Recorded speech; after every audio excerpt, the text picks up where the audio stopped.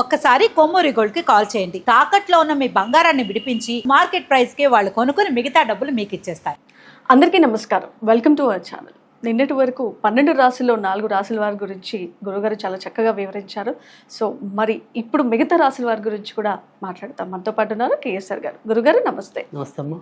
April నెలలో తులారాశి వారికి ఎలా ఉండబోతుంది అంటారు? తులారాశి వారికి కూడా అనుకూలమైన ఫలితాలు అయితే ఎక్కువగానే కనిపిస్తున్నాయి.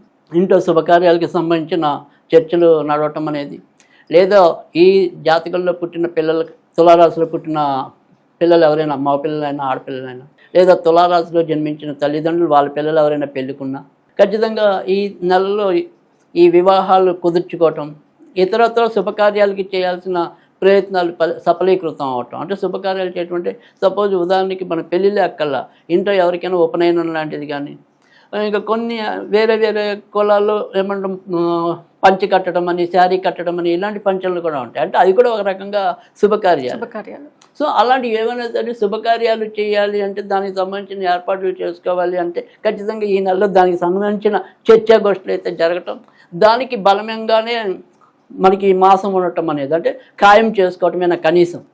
సో ఆ రకంగా శుభం పలకటం అనేది అయితే కనుక తులారాశి వారికి అయితే కనిపిస్తుంది.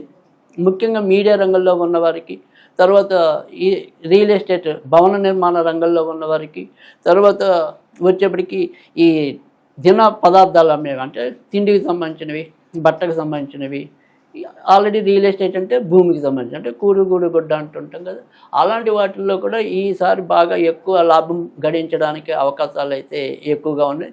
అయితే ఈ నెలలో కొద్దిగా ఇప్పుడు ప్రస్తుతం షేర్ మార్కెట్లకి మాత్రం తులారాశి వాళ్ళకి అంత మంచిది కాదు. సో అందుకని ముఖ్యంగా దానికి సంబంధించిన గ్రామ బుధుడు కరెక్ట్గా లేడు కాబట్టి మనం పెట్టే పెట్టుబడులు అవి సక్రమంగా ఉండలేకపోవడానికి అవకాశం ఉంది. కనుక తులారాశి వాళ్ళు ఏదైనా సరే ఇలాంటి స్పెక్యులేషన్స్ అంటాం మనం, అంటే షేర్ మార్కెట్లు కానీ ఏదైనా సరే గ్యాంబ్లింగ్ అంటే కొంతమంది ప్యాకాట్ అనేది ఉంటుంది, కొంతమంది గేమ్ యాప్స్కి వెళ్ళే వాళ్ళు ఉంటుంది. సో దాని ద్వారా ఎక్కువ నష్టపోయే పరిస్థితి ఉంది.